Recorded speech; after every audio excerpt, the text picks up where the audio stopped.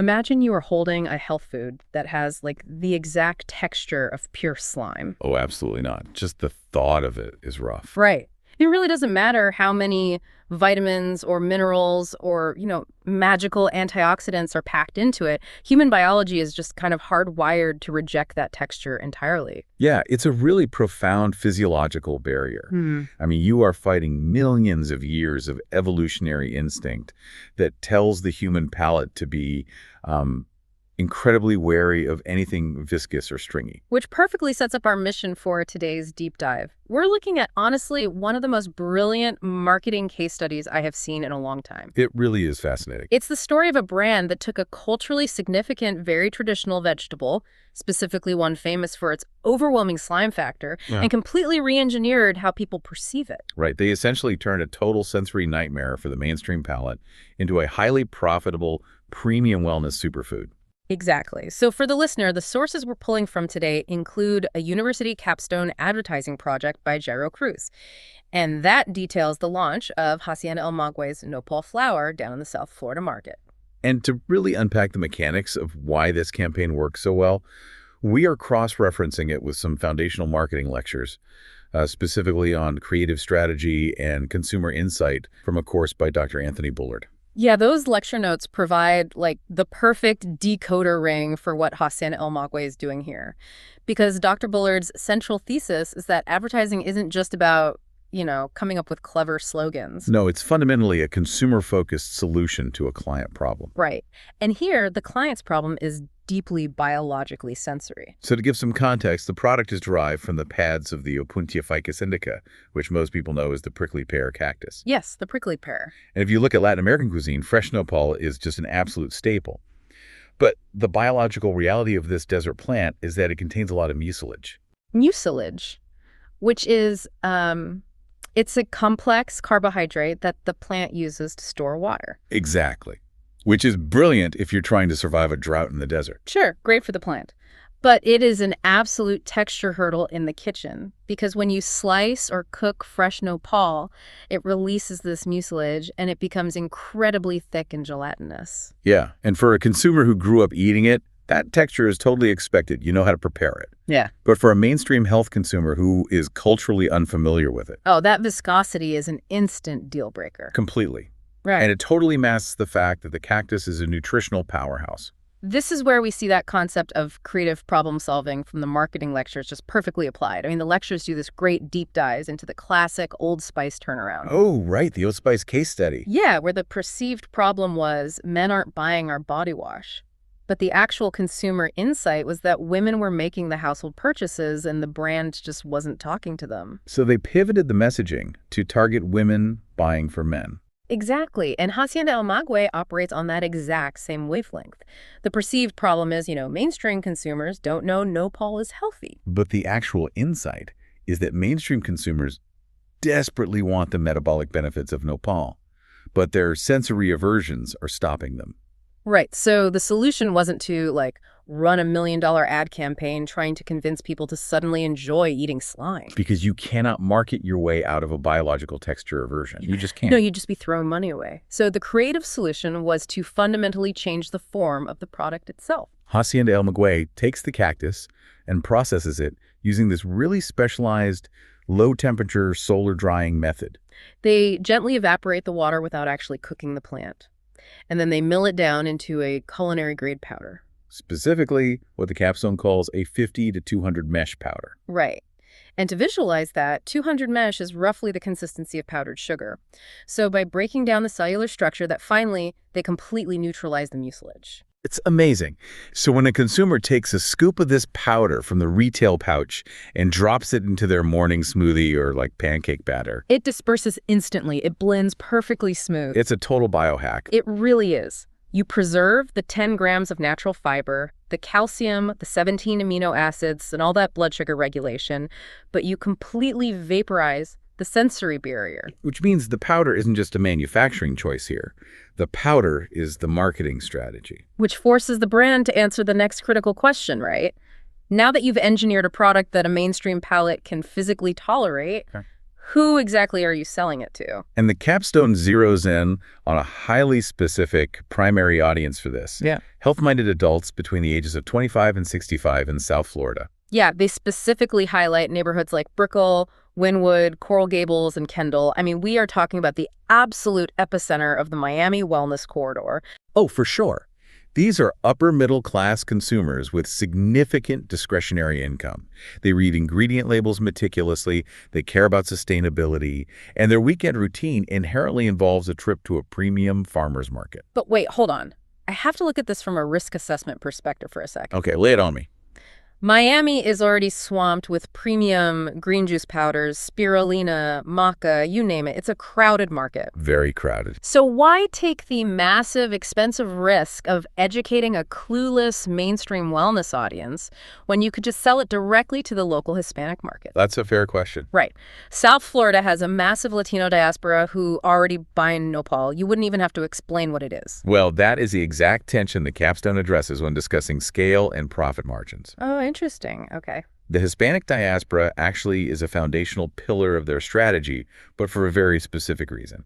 The campaign leverages them as authentic early adopters. Ah, so because of that built-in cultural awareness, they validate the product. Exactly. But if you cap your target audience strictly to that demographic, you lock the product into a commodity pricing model. Oh, I see. Because in that specific cultural context, it's viewed as an everyday, inexpensive vegetable. Right. If you try to charge $30 for a pouch of something they know they can buy fresh for $3, the value proposition completely falls apart. That makes total sense.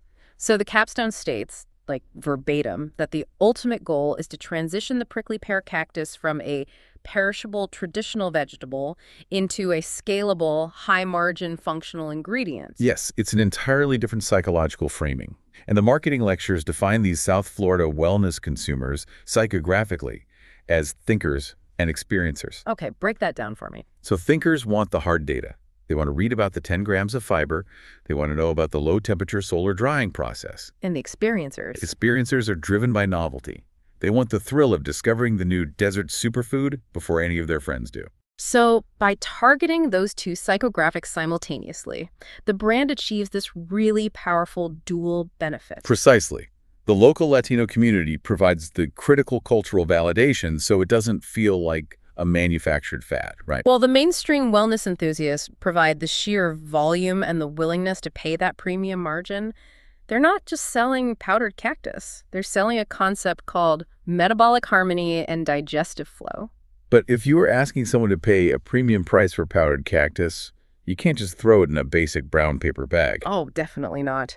The visual identity has to heavily justify the markup. And this is where we see brands either cement their value or completely self-destruct. The core creative theme they developed is the desert's nutritional powerhouse, which is anchored by the slogan, Hacienda El Maguey, harness the power of the desert for your daily flow. It strikes a very deliberate tone, doesn't it? It does. It sounds ancient and rooted in nature, yet it's highly optimized for a modern, fast-paced lifestyle. And the storytelling relies heavily on this plant-to-powder narrative. They lean into their sustainable harvesting method, which they call the rule of thirds. Right. Basically, when they harvest the cactus, they always leave a base pad in the earth to ensure regenerative growth. Which plays like absolute music to that thinker demographic who desperately wants to know their daily smoothie habit isn't destroying the planet. It creates this great narrative of stewardship, but the actual physical packaging is where the psychological mastery really happens, in my opinion. Well, packaging is make or break. Let's pull from Dr. Bullard's marketing lectures again here, because he spends a lot of time dissecting how deeply emotional visual identity is for consumers. He uses those two massive cautionary tales, right? Tropicana and Gap. Yes. So Tropicana decided to modernize their orange juice carton. They took away that iconic image of an orange with a straw stuck right in it and replaced it with this very minimalist glass of juice. And the result was just catastrophic. They lost an estimated $50 million in sales in less than 2 months. Which is insane, but it happened because they disrupted the consumer's cognitive ease. When you're rushing through a grocery store, your brain isn't reading words, it's just scanning for familiar visual cues. You're looking through orange? Exactly. When the orange was gone, shoppers literally could not find the product. And when they did, it felt unfamiliar and cheap. And Gap faced the exact same disaster when they tried to modernize their logo.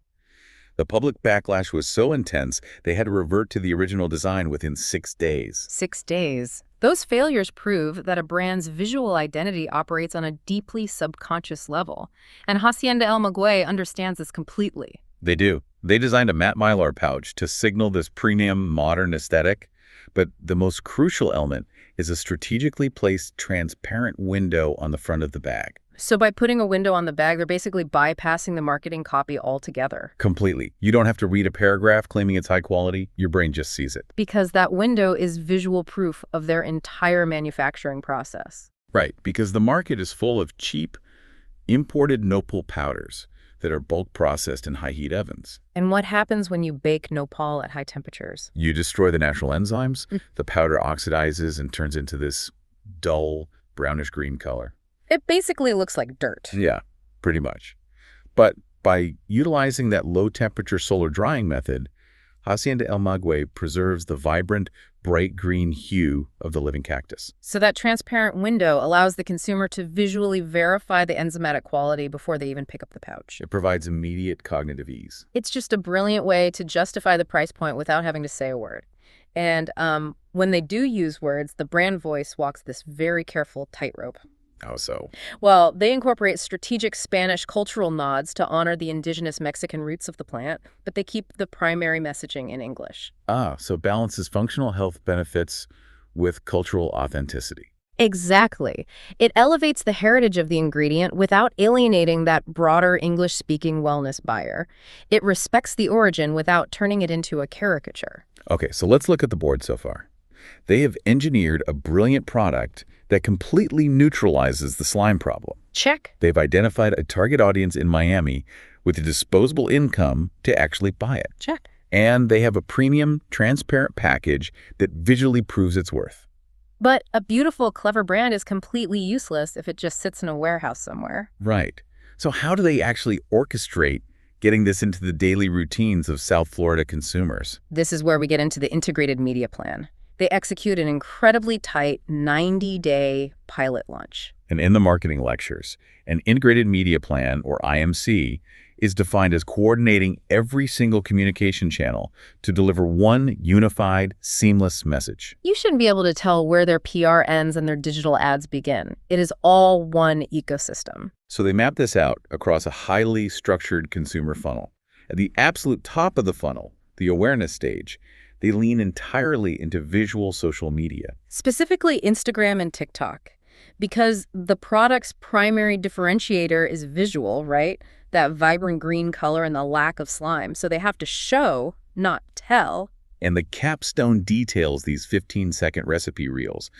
But the absolute stroke of genius here is the split screen demo. Oh, the split screen is so smart. On the left side of the screen, you have a knife cutting into a fresh nopal, pulling away these thick, stringy lines of mucilage. Ugh, right. It hits that visceral texture version right on the nose. But then on the right side of the screen, you see a sleek blender whirring the nopal flour perfectly smooth into a morning smoothie. In 3 seconds, it attacks and neutralizes the biggest stigma surrounding the vegetable. And they amplify those videos by partnering with local micro-influencers. They aren't going after massive celebrities here. No, they're targeting local Miami fitness experts and Latino chefs who have maybe 10,000, 50,000 highly engaged followers. Because when a trusted local trainer posts a video drinking it, it provides immediate credibility to that thinker and experiencer demographic. But, you can't build a sustainable business just by hoping people click a link on TikTok. You have to bridge the digital world with the physical world. Which brings us to the middle of the funnel. This relies heavily on direct marketing and experiential events. They physically place brand ambassadors at premium farmers markets throughout South Florida. I love the psychology of this 1-2 punch. It's so effective because if you're a consumer, you might see that split-screen TikTok video proving it's not slimy, but your brain might still be a little skeptical. Of course. The ultimate undeniable proof is sensory. Right. So you're walking through the Wynwood Farmers Market on a Saturday, and they offer you a sample of a green fiber smoothie. You taste it. It's smooth, it's refreshing, and that biological fear is just completely conquered. But they don't just hand you a free smoothie and let you walk away. Oh, no. The experiential booth is designed as a data capture point. They have prominent QR codes right at the stand. You scan the code, enter your email, and in exchange, you receive this beautifully designed, downloadable gastronomic recipe guide. Which instantly pulls you out of the physical market and locks you into their digital ecosystem. Now they can retarget you. Dr. Bullard's lectures actually explore this mechanism through the AT&T It Can Wait campaign. Oh, right, the anti-texting and driving initiative. Yeah, that campaign wasn't just about broadcasting a message that texting and driving is dangerous. It coordinated television spots, social media pressure, and physical live events to get 1.2 million people to actually sign a physical pledge. It drove a measurable behavioral change. And Hacienda El Maguey is driving a behavioral change on a localized level. The capstone details a 30-day Nopal ritual challenge. So they're using the entire integrated loop. The split-screen social ads, the physical tasting at the market, the recipe guide in your inbox. To transition you from, I bought this novelty powder once, to I put a scoop of this in my blender every single morning. And when you are finally ready to commit and make a purchase, they intercept you at the bottom of the funnel using search engine marketing. They strategically bid on Google Ads targeting highly specific, solution-oriented keywords. So if someone in Miami types in natural glucose control supplement or best daily fiber for smoothies, Hacienda El Maguey is the first thing they see. Driving them directly to an optimized Amazon or Shopify storefront. It captures the high-intent consumer right at the exact moment of purchase. It is a totally enclosed loop. Awareness, trial, data capture, conversion, and habit formation. But how does a brand actually measure if this complex 90-day pilot is succeeding? Well, the capstone establishes some incredibly focused metrics for success. The single most important early indicator is their sample-to-purchase conversion rate. Meaning, out of the 500 people who tasted a smoothie at the Brickell Market, how many actually scanned the QR code, went online, and bought the 500-gram pouch? Precisely. They are measuring their customer acquisition costs down to the cent. But while those direct-to-consumer online sales are the engine, the long-term scale, the real profitability, comes from securing recurring wholesale accounts. Getting it into local businesses. Yes. They're targeting local premium juice bars, artisanal bakeries, and high-end tortillerias. Imagine walking into your favorite health cafe in Coral Gables and seeing a Metabolic Nopal boost offered as a $2 add-on for any smoothie. That is built-in recurring volume right there. The cafe is buying bags of it every single week. Plus, it acts as incredibly potent secondary advertising. If you've seen the ads online and then you see it on the menu at a premium cafe you trust, the product is validated all over again. It completely normalizes the ingredient. However, scaling a functional health product brings up a critical layer of operational strategy that's covered in both the capstone and the lectures. Navigating the regulatory and ethical landscape. Yeah, because if you're listening to this and thinking, well, if this cactus is so amazing at regulating blood sugar, why don't they just slap a massive label on the front saying it cures diabetes? Oh, that is a fast track to an immediate FDA shutdown.